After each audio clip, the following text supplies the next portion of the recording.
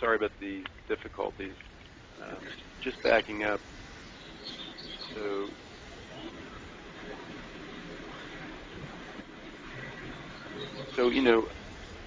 regenerative spine care is meeting an unmet clinical need. We're looking at treatments that do not destroy tissue, rather repair, regenerate, cost-efficient, minimally invasive, provide long-term success, and are safe and readily available now. So this concept of interventional orthopedics coupled with autologous cell therapy hopefully is the future of spine care. What we've done in New York is set up a one-stop shop where patients come in, they see us, we have an MRI on site, and then we can bring them right into the interventional orthopedic suite and do whatever the appropriate procedure is under sedation if necessary, and then recover them directly on our premises. And the patient cost is less, and their experience, I think, is very high quality.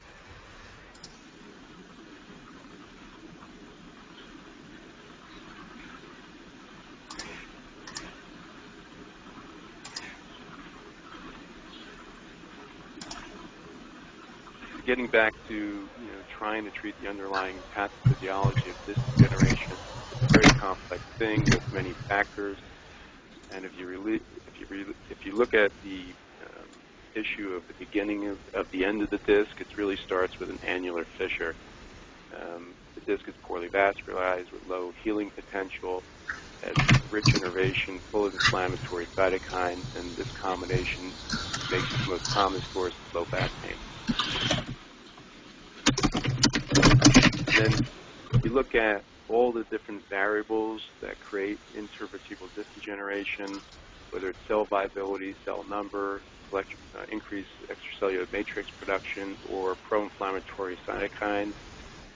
If you look at all the preclinical data, both in vitro and in vivo, or intradiscal biologics have a positive effect on all these variables. So the concept of intervening early with biologics to prevent further degeneration or herniation of a disc, I think, has value. This is just an example of a patient I saw last week in the office. I hadn't seen her since 2015. She had mild degeneration in 2015, and when I saw her back, she's already had 2 microdiscectomies and has a 3rd recurrent herniation with progressive degeneration. And the concept was, if we were more aggressive a few years ago, could we have made a difference in her persistent pain and disability? So intradiscal PRP is an attractive biologic because it's autologous, it's readily available, easily accessible, it's cost efficient, there's no regulatory pathway. It contains multiple growth factors and other potential healing cells. In the plasma, there's fibrinogen, which is your natural glue, and there's some good preclinical data to support its use. And this is just a video of a zebrafish that has a wound, and the effect of PRP on wound healing is very striking. When you put PRP on a wound, it activates dormant pericytes on vasculature to migrate to the wound, create wound healing. So you have good in vivo evidence of the effects of these growth factors on wound healing, and I think the concept of putting it in an annular fissure has a good scientific value. All right.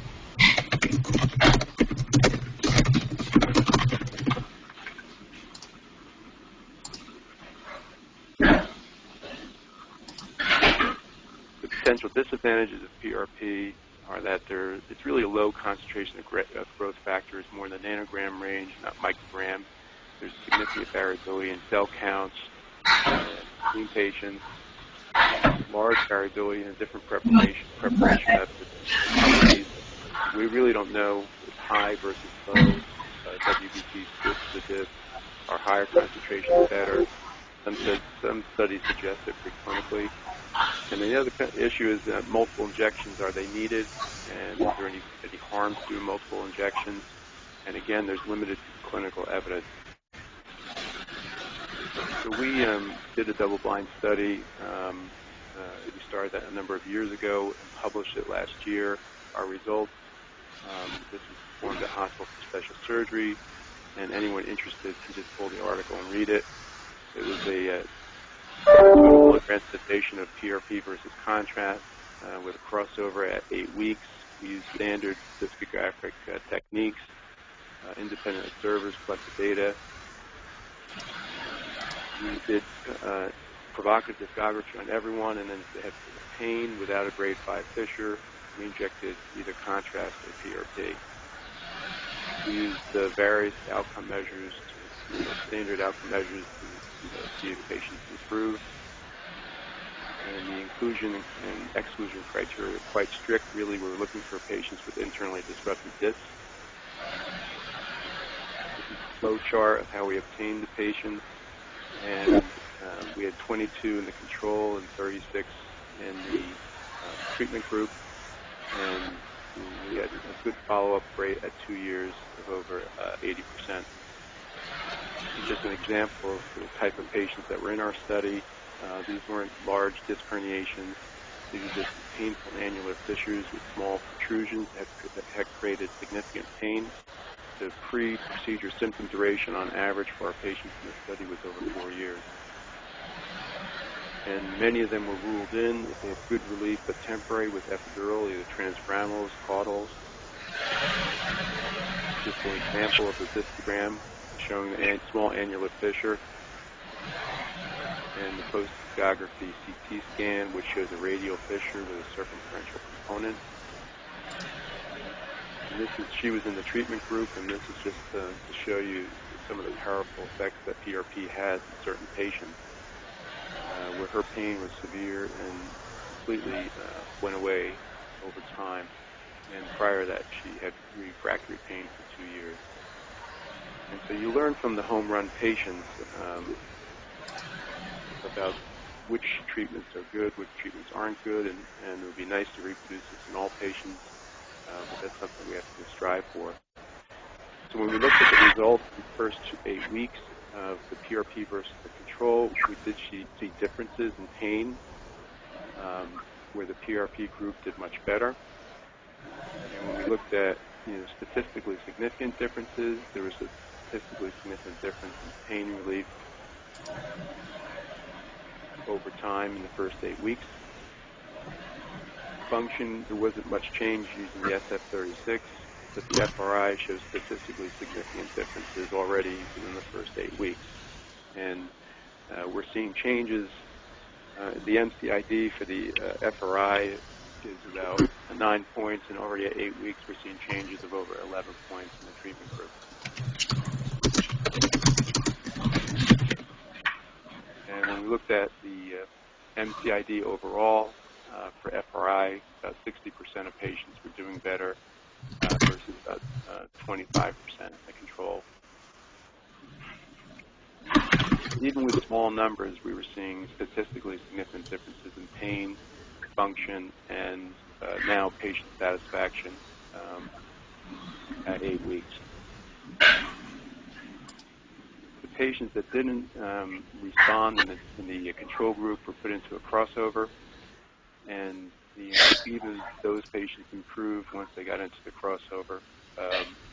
It wasn't statistically significant, and I think that's one of the reasons was the first 6 patients we put in the crossover, we used intradiscal lidocaine with the PRP, and I think that negated effects. And once we learned about some of the work that Chris Santino did with looking at the effects of anesthetic on cells, we stopped using it, and then the patients started to improve. Then we looked at these patients over the course of 2 years and published our data in this manuscript. So the patients that were in the treatment group we carried through up to 2 years, and we followed these patients, and the follow-up rate was over 80%. And they had significant improvements in pain, had significant improvements in function, And the changes that we're seeing over time were quite dramatic with the FRI, much more than MCID.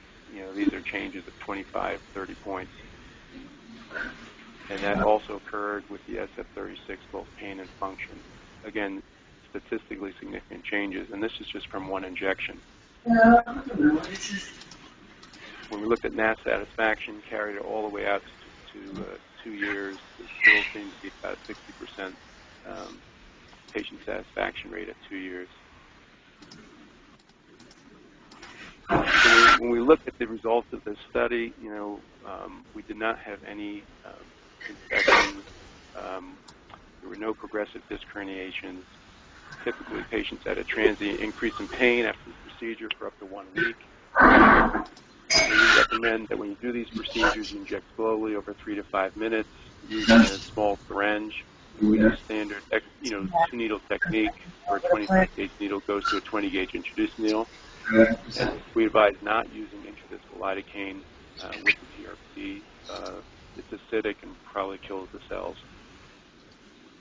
And then, proper pre-procedure selection, really to confirm a discogenic source, that's going to increase your success rate. So in conclusion, our studies show that intradiscal PRP produces statistically significant improvement in pain, function, and patient satisfaction compared to controls in the short term. And when we follow these patients out to up to 2 years, there is a sustained benefit in about 60% of our patients. So we do need more studies to validate and optimize the use of intradiscal PRP for lumbar disc disease, and we're working on ways to optimize it. And this is just a video to show the technique and some of the things that you see when you inject the disc.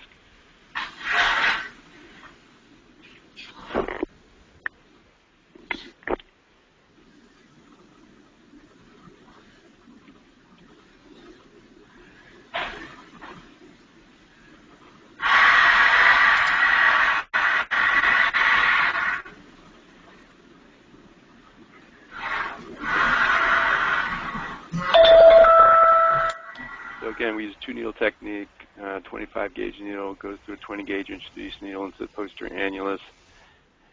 We inject a small amount of contrast first to show filling of the annular defect.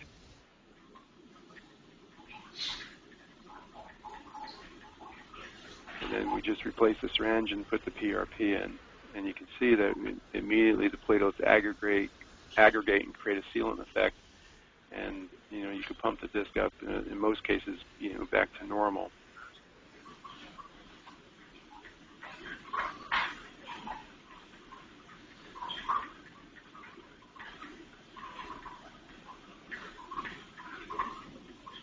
So, are we creating any evidence of annular repair?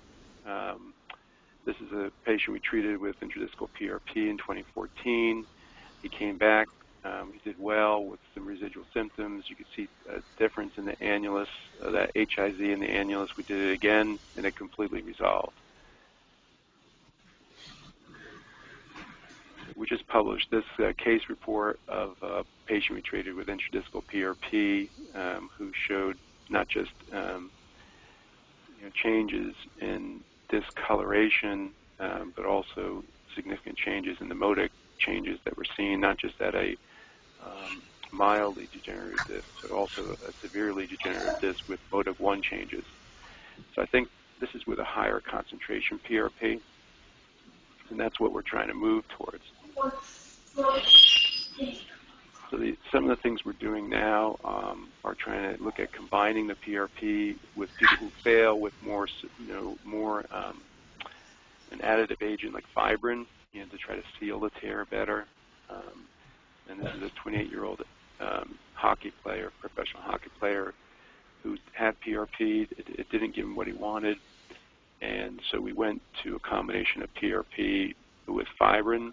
The technique we're using and studying is we put fibrin in first in the outer annular region. This is just a contrast showing large annular fissures. That's just the end result. But as we We put 2 to 3 cc's of fibrin in the posterior annulus to create more of a sealant effect, and then we advance the needle more in the nucleus and put the PRP. And we're going to see if this combination of treatments for some patients who fail PRP alone has added value. We think it does, but we're going to study it in a trial.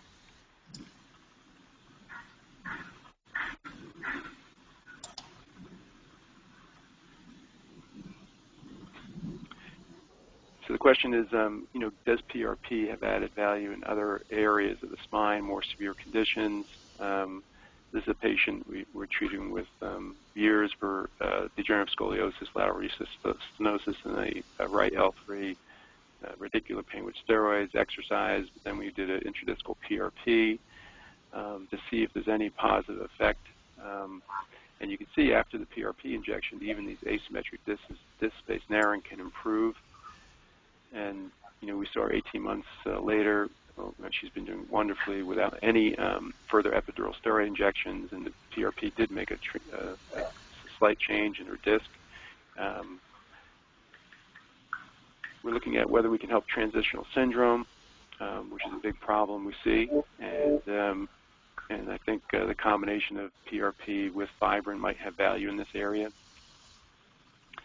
So, right now we're looking at optimizing, what we're doing with intradiscal PRP. We need to quantify what we're injecting to see if there's a threshold effect.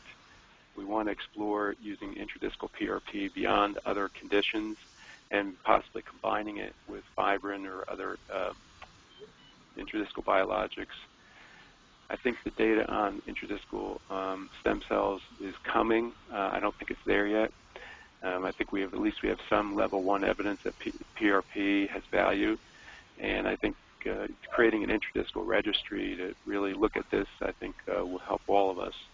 This is just a case I'm showing of a more 3-level disc disease with severe degeneration at 5-1. I don't think PRP alone is going to help this patient, and even a grade 1 spondylo. And you can see even after the injection, there's some increase in disc height that the fibrin helps maintain for at least a few weeks afterwards, and I think it does stimulate some sort of annular repair.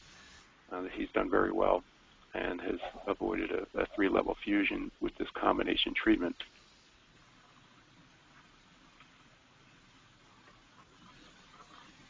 So I think what we all need to do with the IOF and other organizations is to practice team medicine and collaborative science, and hopefully if we all work together and not in apposition, we can really make a significant improvement in spine care with this concept of interventional orthopedic coupled with regenerative treatments.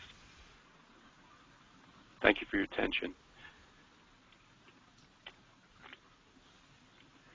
So I think we have a few minutes for questions.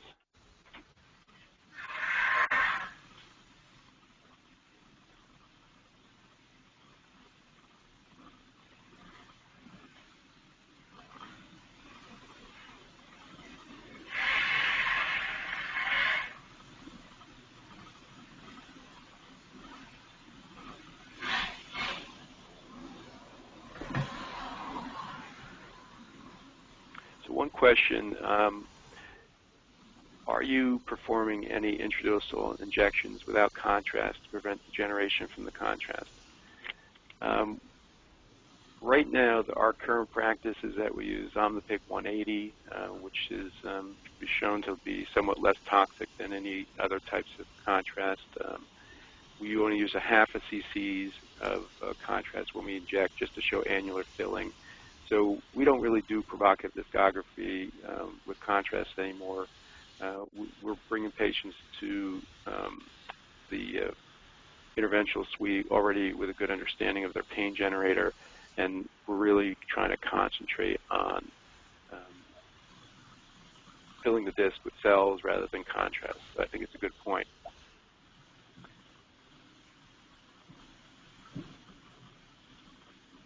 So the other question is, to what level of disc degeneration can you treat? We're still trying to figure that one out. I think, intradiscal PRP will work great on just annular fissures, small protrusions with, Furman 4. But, that one case I showed of the, severe disc degeneration with modic changes, modic 1 changes, there was some positive response with intradiscal P alone. In patients, I think it's reasonable to try intradiscal PRP, and that's part of the registry that we could learn from. And if they fail, then we can certainly, look at maybe combining it with BMAC or fibrin. And I don't know of any studies. There's another question about studies looking at PRP and BMAC together. I'm not aware of any good data on this that's been published.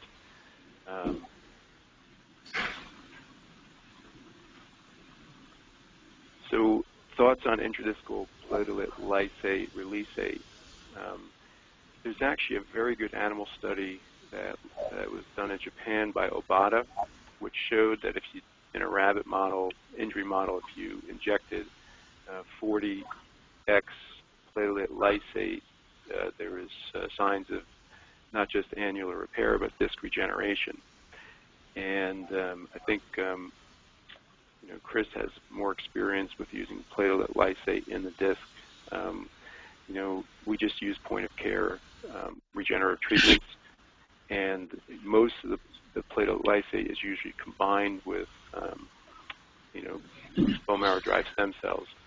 So I think, there's data that's going to be coming out on that. And then another question is, have you used stem cells for treatment instead of PRP? I have, but not as frequently, because we've had such nice results with PRP that, I tend to go PRP, and if it doesn't work, PRP and fibrin. And I'm still waiting for some really compelling data on bone marrow-derived stem cells. And I know from colleagues that they're having some success, but I just haven't seen the same level of science behind it. And I've seen some end plate changes that were a little bit worrisome with the stem cells, and so I'm just waiting on data personally before I really dive into using stem cells. We've had good results with joints, but this is another area of need for better science. Last question is, how many patients in the study required more than one PRP? In our study, this was just based on one injection. In our clinical practice, we've been doing intradiscal PRP now for 7 years. And if someone comes back with moderate to good pain relief around 3 months and they want another injection, we do it. And invariably, we've seen added benefit to doing 2 injections. And so I can't think of a single patient that hasn't had further improvement with that. And I would say, we probably repeat it, 10, 15% of the time. But I apologize for some of the technical difficulties. This is the first webinar we did. But hopefully you got something out of it. And I encourage all of you to look at our website for more information on our studies. And also, I encourage you to join the IOF. It's a great organization. I think it has a lot of potential to do good in the musculoskeletal world. And I hope you enjoy your weekend. Thanks.